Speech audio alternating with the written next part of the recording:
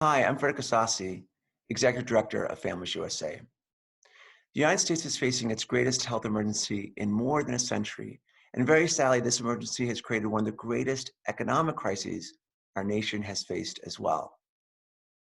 The rapid spread of COVID-19 has devastated families across the nation by threatening the health of millions of people, particularly our grandparents, moms and dads, and family and friends who have existing health conditions that make them most vulnerable to dying from the illness.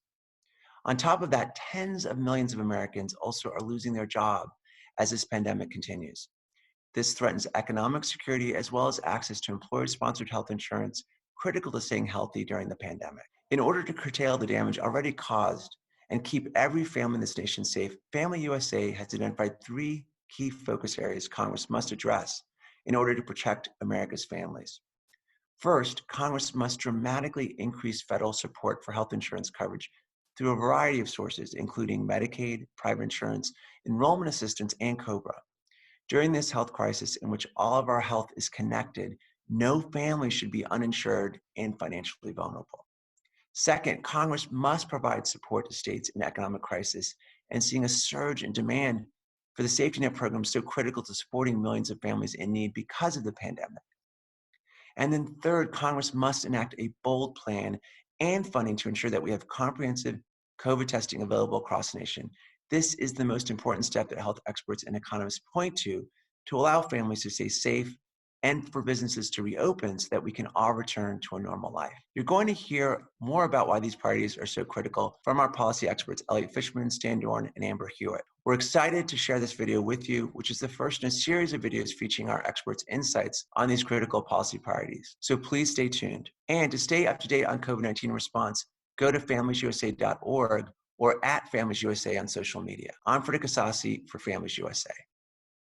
Hi, everybody. I'm Stan Dorn, Director of the National Center for Coverage Innovation at Families USA. Hello, everyone. My name is Amber Hewitt, Director of Health Equity at Families USA.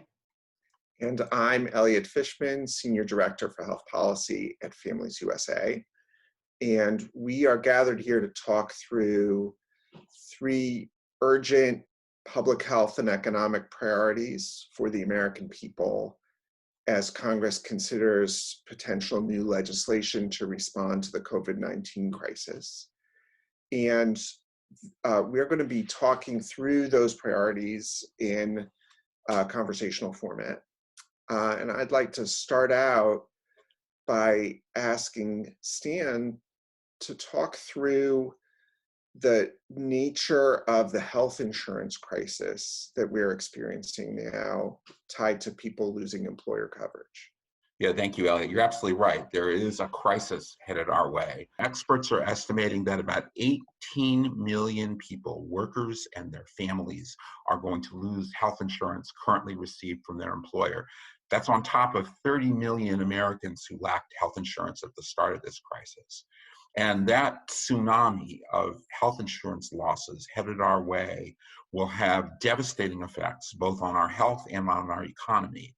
To stop the crisis, to stop the pandemic, it's essential that as soon as people start to feel sick, they come in, they get diagnosed as best they can, they get the care that they need. That's the only way we can limit the spread of that pandemic. And we know that people who don't have health insurance are much less likely to come in and get that care because they're worried about how much it's going to cost. There's also an economic consequence of insurance losses. The healthcare industry is now America's #1 employer.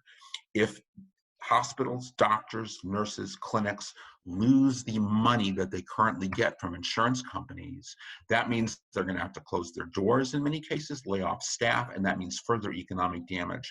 It is therefore essential if we want to save lives, if we want to save jobs in the midst of a pandemic recession, it is essential that Congress step to the plate and make sure that people get health insurance. So, Stan, as you know, Congress put up a significant amount of money for hospitals in one of the previous packages. Why doesn't that check this box? Yeah, that was a really bizarre moment in health policy history where in the middle of this deadly pandemic, the worst in a century, the administration said, no, we don't want people signing up for health insurance through the health insurance exchanges, but we will give a bunch of money to hospitals to pay for care for the uninsured. So what does that mean? That means that if you're starting to feel sick, you know that, well, if you go to the hospital and you get diagnosed with COVID, then the hospital will treat you and there will be government money to pay for it, but maybe you'll get billed later on if there's an out-of-network provider. You can't go to the doctor because you don't have coverage for that. You can't get prescription drugs because you don't have coverage for that. So what that means is people will delay getting care as they get sicker and sicker and sicker, and that means the disease spreads in the meantime. It also means folks who could have gotten treated in the community if they had full comprehensive health insurance instead will have to go to the hospital to get care, and that puts further burdens on a hospital system that in the midst of the pandemic is already having difficulty coping. Could you speak to specifically the kinds of elements that we would want to see? Yes. Number one is actually the simplest, which is provide laid off workers and their families with help signing up for health insurance. We've tried many times in this country providing health insurance to laid off workers, and it's almost always failed because people who lose their health coverage and lose their job at the same time are overwhelmed. They're dealing with the emotional after effects of job loss. They're trying to apply for unemployment insurance. They may be looking for a new job. We have a lot of systems of help that are available today that laid off workers typically do not know about or take advantage of. So the first thing that Congress needs to do is to invest significant sums in making sure that laid off workers and their families get hands-on help enrolling into health insurance. That's number one. Number two is making private health insurance more affordable.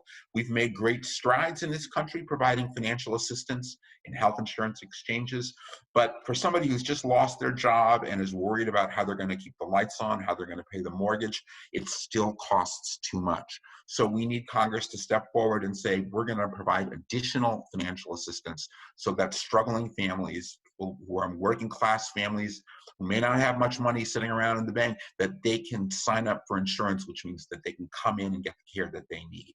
And then the third piece is the Medicaid program, making sure that Medicaid stays strong to provide help for really the people who are in the toughest circumstances among us. But a big part of that is providing states with the money they need to keep their Medicaid program strong, because states have to partially pay for the Medicaid program. And as we all know, state budgets are in big trouble. Elliot, I know our second priority is about providing help financially to states. Could you talk a little bit about why that's necessary and what exactly Congress should do?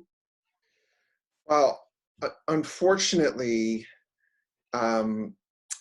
state revenues are going through a collapse now that appears to be even more severe than the collapse that state revenues had in the financial crisis in 2008, 2009.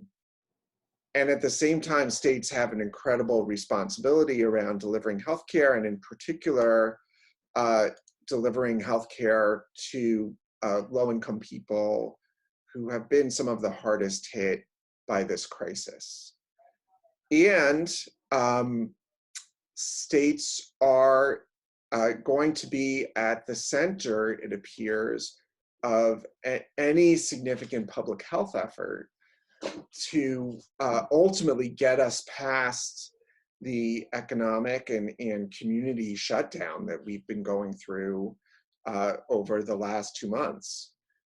Because states are going to have a lot of responsibility for engaging in testing for COVID, they already do, and then responding to those tests and the public health response. So it's really a perfect storm of bad outcomes if states are in a financial crisis at the same time that their healthcare costs are going up, that their public health costs are going up, and they're also big employers.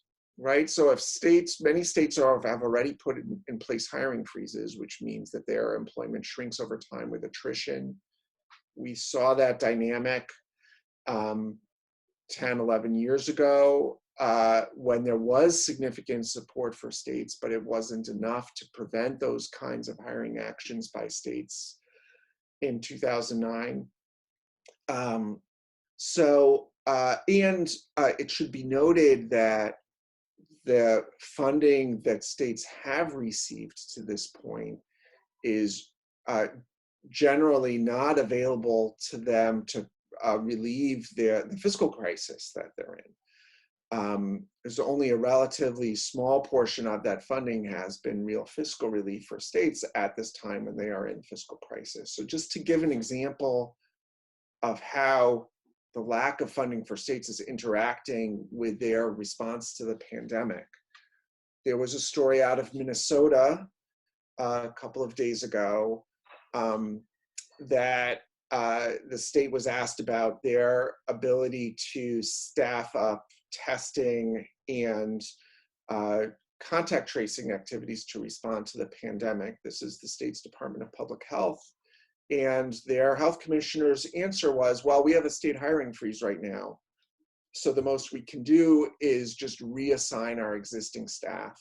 And of course, their existing staff wasn't designed to test or engage in contact tracing for hundreds of thousands of people in Minnesota.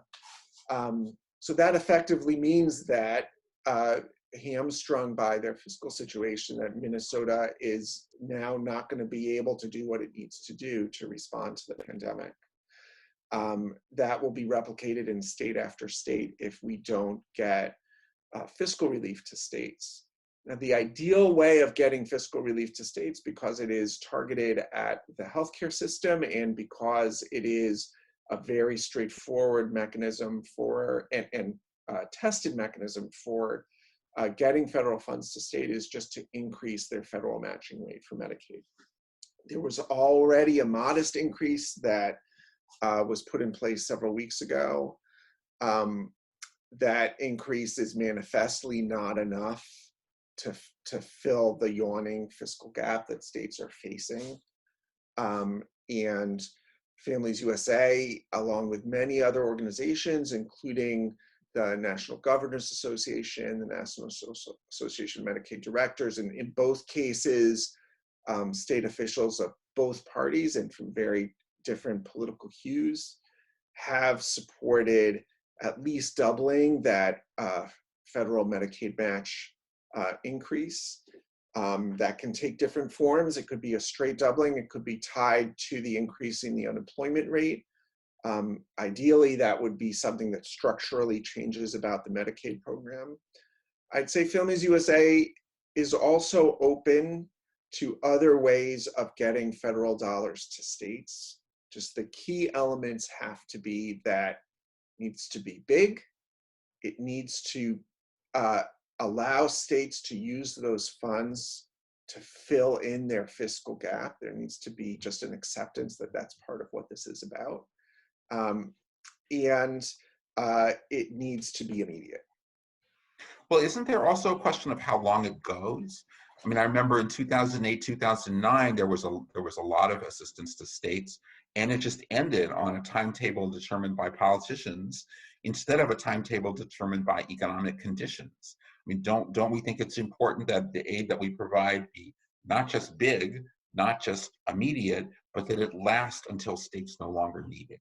Yeah, that's very important. And in fact, suffering was prolonged coming out of the financial crisis because effectively the way politically that stimulus played out, you essentially had a contraction in public spending and in government support way too early. Right. So Amber, I'm wondering if you also could speak to fiscal relief here in terms of the implications at the state and community level. Sure. So Elliot, you started off talking about the 3 points: coverage, testing, and fiscal relief. And we talk about fiscal relief, we're also not only talking about addressing the economic downturn, but fiscal relief for states also provides a context for states to be innovative in their health equity approaches. And we're talking about public health responses. One of the things that would be helpful is for Congress to provide flexibilities to U.S. agencies such as the CDC to leverage community health workers, particularly in communities that are hardest hit. Again, we're seeing news story after news story of Black and Brown communities disproportionately impacted by COVID-19, and community health workers really serve as a link between communities and the healthcare system. So we're talking about testing and having a full public health response, that flexibility for the CDC and other agencies, and leveraging community health workers are important. And we also talk about coverage. We also can't leave out large segments of the population, for example, immigrant families and mixed status immigrant families as well. Well, Amber, I'm wondering about the unemployment losses that are hitting this country. You've indicated, as we all know, horrendous racial and ethnic disparities around COVID casualties. What about people who are losing their jobs? What about people who are already uninsured? How does that play out in terms of racial and ethnic disparities? That's a great point, Stan. I'm going to allude to the center that you lead and data that you all released that showed that, folks who were uninsured even before this pandemic has happened. So I think we have to put these issues in the current crisis and in the historical context. So your center released data that showed that Black, Latino, and American Indian and Alaska Native are overrepresented in uninsured adults. And then that reality is compounded by frontline workers, many of whom come from communities of color who lost employer access to coverage. Right. And the layoffs are affecting communities of color more than other communities. It's really the axe is falling exactly where it hurts the most. A lot of the limitations, as you know, and we've all talked about this many times, around having more community health workers available exactly in this kind of a situation where you need people in the field and you need people who are trusted. Our health systems problems, right? It's why aren't clinics or behavioral health providers or direct providers of care hiring more community health workers? I'm just wondering how from a policy perspective can Congress and can the federal government be supporting the deployment of community health workers more? We know that community health workers are primarily grant funded.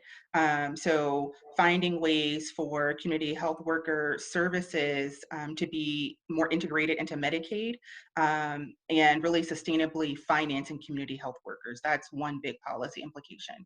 Were there other aspects that you were thinking of? Well, that's certainly a big one. I think another potential aspect is integrating into the CDC's response, kind of hiring community-based outreach workers from a public health perspective. And those are both aspects of what we're advocating for at the federal level. Right. It is shocking that in multiple rounds of COVID legislation, Congress has not made any serious effort to cover uninsured people in this country. We see a huge wave of insurance losses headed our way.